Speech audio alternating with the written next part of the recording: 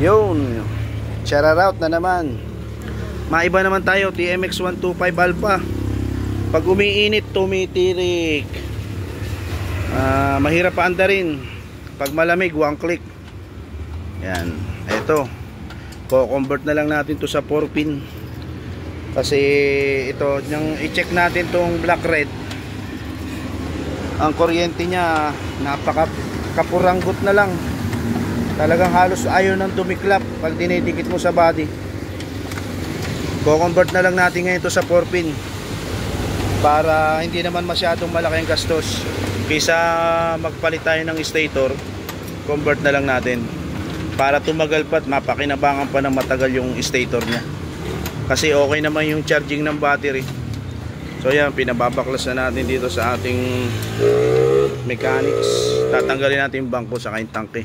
Install natin dito sa CDI kasi ang halip na stator ang palitan natin, CDI na lang. O doon sa mga nanonood ng YouTube channel ko, ito yung request mo na convert, kung paano mag-convert ng TMX 125 primary type to battery operated. So yan, pakikita ko sa step by step. Yan, ito nga palang TMX na to, ito yung wala ng kill switch. Pero kung may kill switch, mas maganda, mapapakita ko rin sa iyo kung paano ikabit. So ito, sundan mo lang to, may matututunan ka na naman. Ngayon kung may natutunan ka dito sa aking ituturo, paki-like mo na lang, saka paki-share. Paki-follow na din yung aking YouTube channel para nang madagdagan yung aking sahod. At yan, ito, abangan mo, step by step, walang kaligaw-ligaw, kahit sino matututo. O yan, itong gamit natin CDI, lihuwa. Pag gagamit po kayo ng CDI, lihuwa na. Subok po na matibay ito. Yan, ganito lang pong gagawin natin. O yan po, ito pong ating co-convert. Itutok mo lang.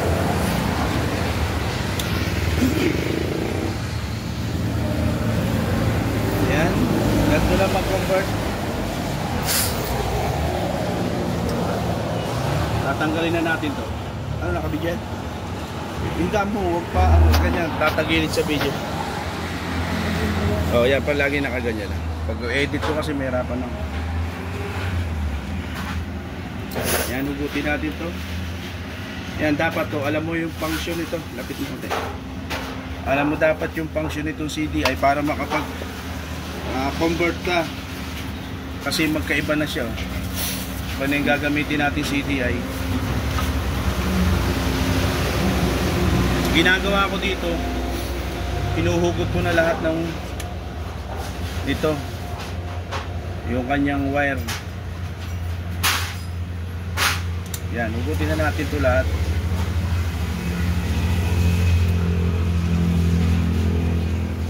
Dapat to, tanda mo kasi pagbabalik mo nito sa stock at alam mo rin. Yan, hugutin na natin lahat to para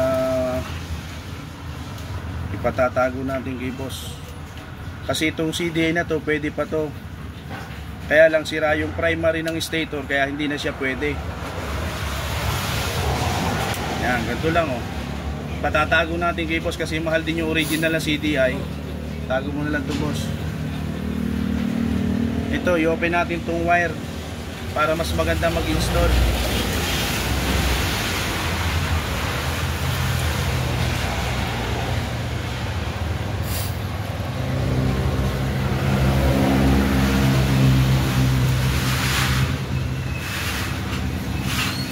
Lalabas natin itong wire para mas maganda, kitang-kita nyo yung mga function ng wire.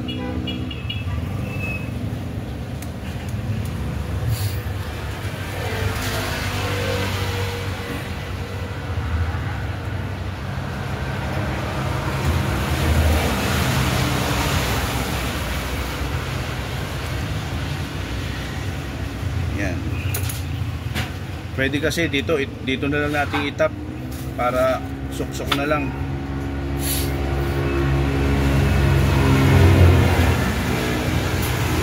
Para ito lang kukunin natin, pwede. Ngayon pag ibabalik naman natin yung dati, pwede rin. Pero mas maganda, itap na lang natin dito siguro sa dulo para mas malinaw. kahit anong, basta magkasukat siya yung socket, huwag nyo na intindihin yung kulay. Dapat itong kabisado nyo yung kulay nito. Pag hindi nyo kabisado yung kulay nito, yan, ito, pag hindi nyo kabisado, picturean nyo bago nyo kalasin sa socket. Pero kung kabisado nyo, pwede na yan.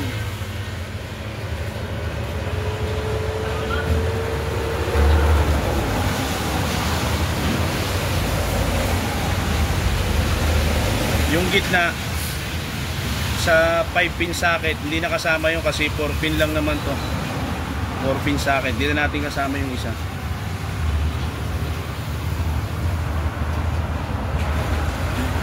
Okay. Ngayon pag nakaharap sa yung CDI, yan, dapat alam mo na ang pwesto niyan. Suksok natin isa-isa. Ito yung papasok ng CDI.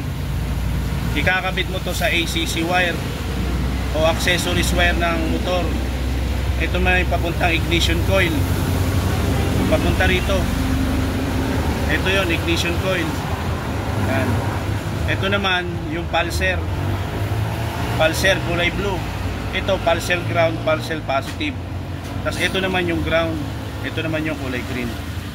So install ko na isa-isa.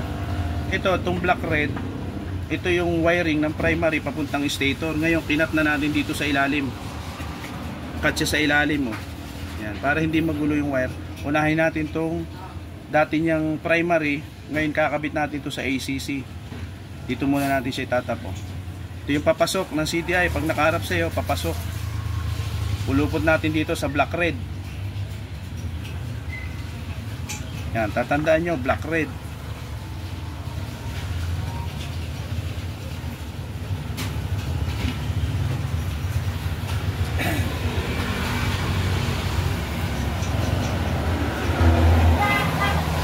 Tape na natin siya.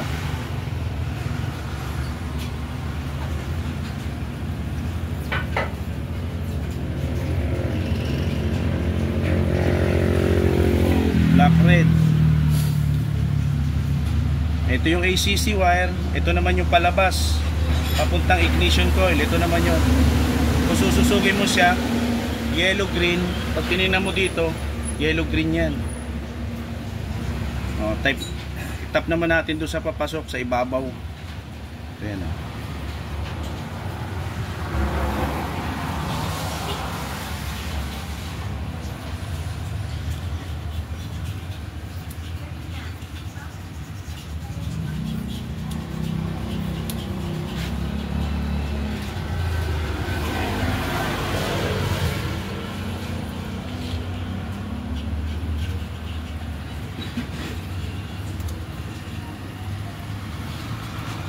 Okay. Naitap na natin yung papasok, palabas. Sunod naman yung pulser. Pulser. Ito naman yung pulser ng TMX. Ito. Blue na may guhit na yellow. Yan yun na may tatap yan.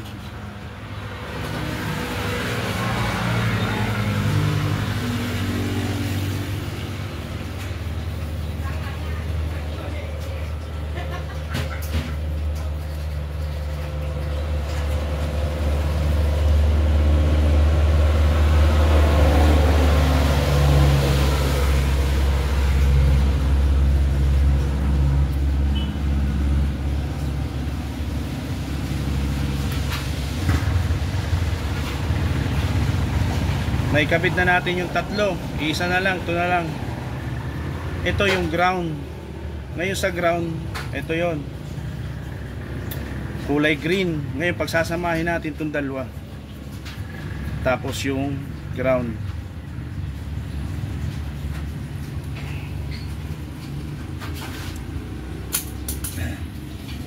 Yan, pagsamahin natin para swabing na yung kuryente.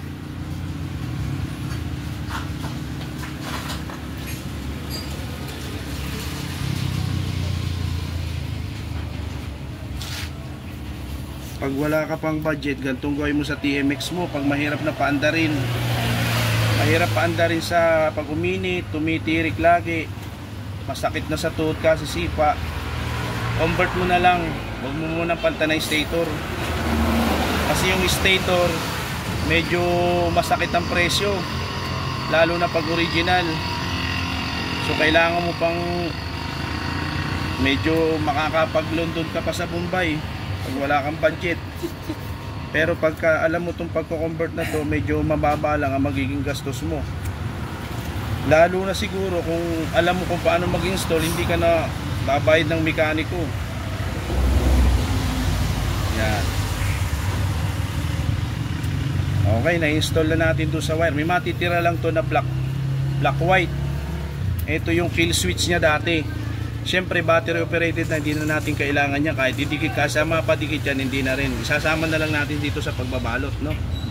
Yan, pampagulo ba? Yan, sama na lang natin pampagulo.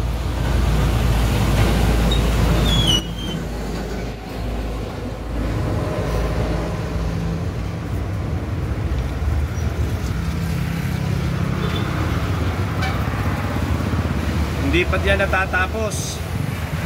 Baka bigla ka nang mag-skip or hindi mo tinapos tong video to, may nakatago pang lihim yan. Hindi mo pa rin mapapaandar yan kahit na ikapit, na-install mo na yan.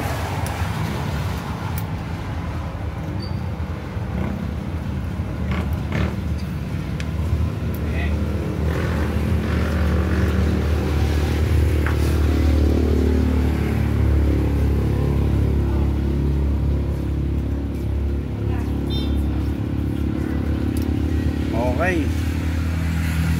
May lihim pa to. May lihim na pagtingin.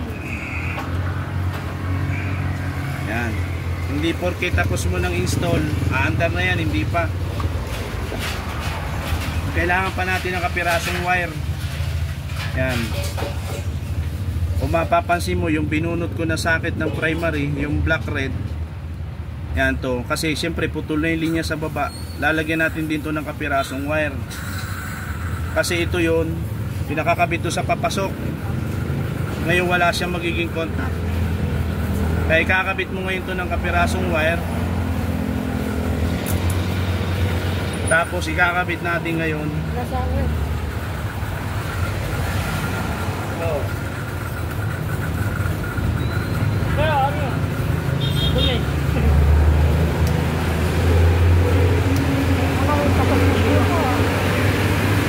Yan, naglagay tayo ng wire. Ikakabit natin to sa ACC wire. Saan may ACC wire? Dito. Sa may socket ng stoplight, may makikita kayo dyang black. Yan. Kulay black na wire. Yan yung ACC wire. O yung accessories o yung positive makalampas ng susi. Pag ginamitan mo siya ng test light, yan, pag ginamitan mo ng test light, yan to, kita mo. Pag sinusi ko yan, mag-o-on yung ilaw. Ibig sabihin ACC wire. Yun yung papasok ng CDI. Diyan ka kukuha ng kuryente.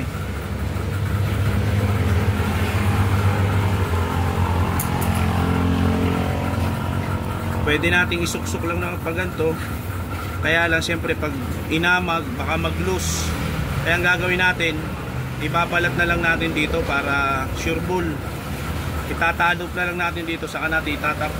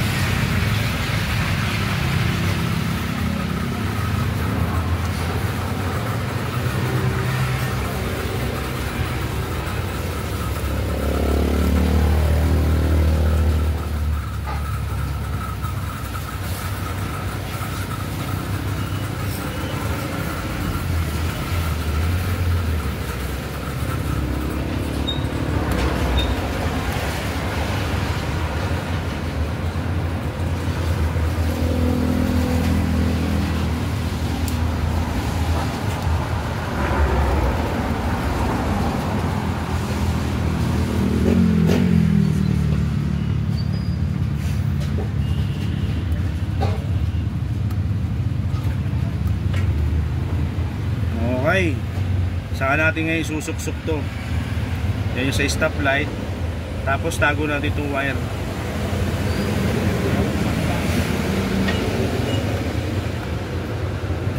Okay. Yan, tapos na.